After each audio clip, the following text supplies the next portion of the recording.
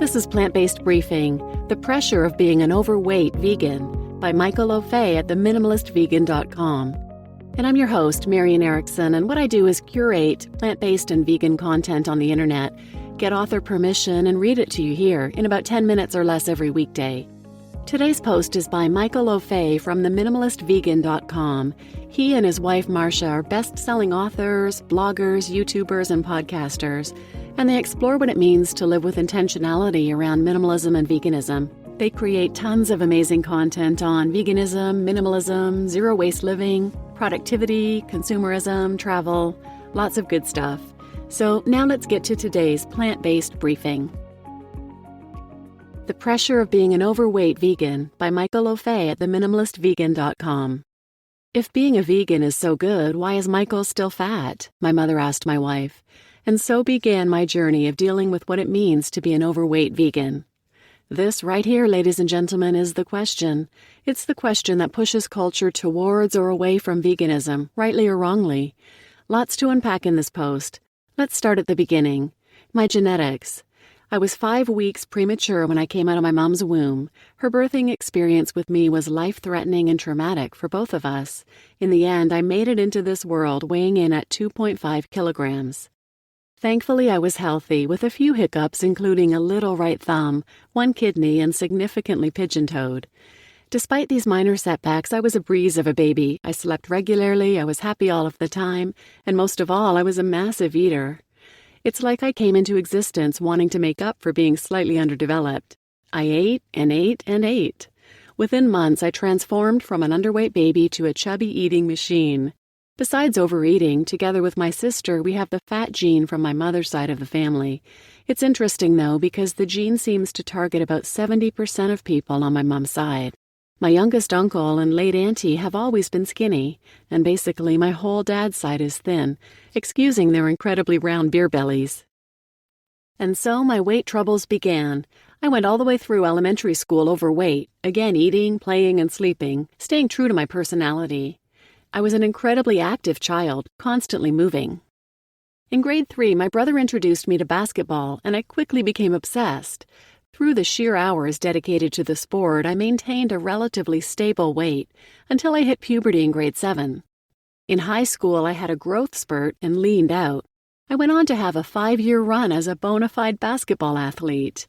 Well, I still ate a ton, but my output was so extreme that the food I ate had no impact. I would just burn it off. Note: throughout this whole time, I ate like crap. I drank soft drinks, ate meat pies, and loved chicken satay. At home, I ate pasta, rice, African soul food at scale. And since a young child, I saw my brother put honey and peanut butter on bread and chase it down with a hot cup of Milo. The first time I had this combination, it changed my world. I iterated on this complex recipe, only opting to eat crunchy peanut butter, who eats smooth, together with the honey. I would then proceed to fold my incredibly processed white bread and dip it into a hot cup of Milo, which had added brown sugar, because I'm crazy. My lean days came to an end. So I was a dedicated athlete through grade 12. Then I went on a holiday to Ghana for 6 weeks, and that's when everything changed. This was my first trip to Ghana since I was a baby, so my relatives were on a mission to welcome me with obscene amounts of food. As you know by now, I'm a big eater, so I embraced this challenge of traditional Ghanaian food with grace. And of course, I didn't want to be disrespectful to my family who expressed their love through food, so I told myself. The problem was, while I was consuming all of this food, I wasn't exercising. For anyone who has traveled for an extended period, you know how hard it is to exercise when you're so deep in holiday mode. I think I went for 1 run and 1 gym session over 6 weeks in my dad's hometown in Ghana. During this time, I started to pack on weight, and by the time I got back to Australia, it was an uphill battle. I thought I would lose weight when I became vegan. Since I was 18, I've progressively gotten fatter. While I was still active, I never ate well, and this combined with my fat gene became a real struggle. 4 years ago, I became vegan overnight for ethical reasons first and foremost, but after seeing so many weight loss stories online after people became vegan, I'd be lying if I didn't think that I would lose a couple extra kilos when I became vegan. On top of that, Maša has always cooked healthy food with the best organic ingredients, vegan or not.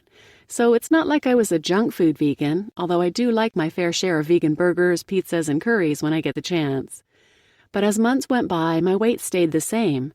There was no quote-unquote, fat just started falling off me story. Internally, I did feel a little bit better. I've always been an energy-rich guy, so there were no changes on that front. But I did experience much better digestion. Admittedly, my results were disappointing, but I was so motivated by saving animals that my weight wasn't a significant factor. But in a way, it's this point that has created internal friction.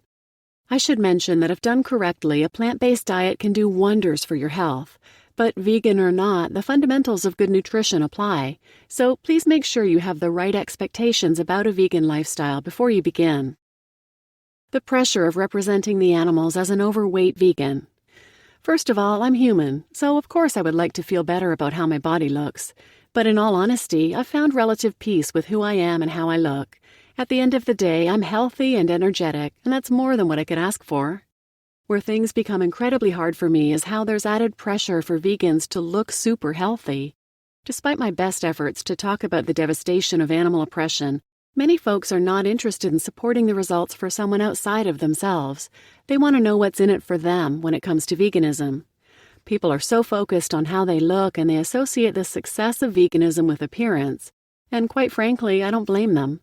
When vegans position veganism as the best lifestyle for health, weight loss, clear skin, better energy, then that's what we'll be judged on. Now, I don't have a problem with using the body as the ultimate sales pitch for veganism. Over the years, marketing vegan body transformations have been beneficial to get people on the lifestyle. Typically, those who are plant-based see their support for the animal industry as a byproduct of their health decisions. And that's totally okay. More animals are saved, I'll take that.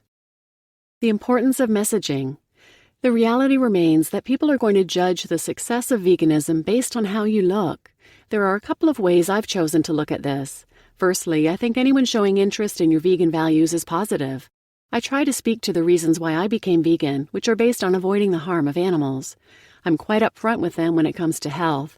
I tell people that I didn't transition to veganism for health reasons, but I've come to understand some benefits. This is when I'll refer to high-performance vegan athletes. This approach enables me to control the narrative of the conversation. Now, inevitably, someone who is motivated by how they look will take one look at you and discredit your reasons for going vegan, despite there being many more overweight omnivores in the world. The other thing to consider is being real with ourselves. Despite having the fat gene, I know I could lose weight if I really put time and effort into it, and being externally motivated on aesthetic is okay, sometimes. For me, it's not being driven to have this out-of-this-world chiseled body. My motivation would be to represent the billions of animals slaughtered each year. In my books, that's not a bad motivation at all, and maybe one you resonate with. Overweight vegans around the world. Do you feel the pressure of being an overweight vegan? By the way, this pressure doesn't just exist with weight. It's true for your overall health. If you're always sick, then people will think that a vegan diet makes you weak. If you have bad skin, then people will think a vegan diet will make you break out. These are real human judgments vegans are experiencing with people every day.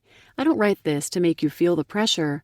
I write it to empower all of us to be confident in who we are and to redirect people away from their own needs and inspire them to be selfless.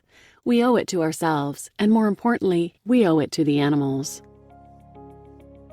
You just listened to The Pressure of Being an Overweight Vegan by Michael Ofei at minimalistvegan.com.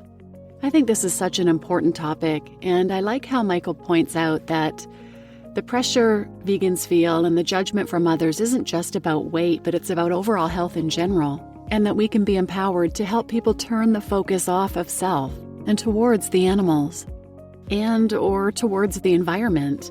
With animal agriculture being the #1 cause of climate change, that's something that might resonate with people as well. And as always, I link to the original post in the show notes, and in that post you can find a link to some other great resources, including a link to a podcast episode that Michael and Maša did on this very topic.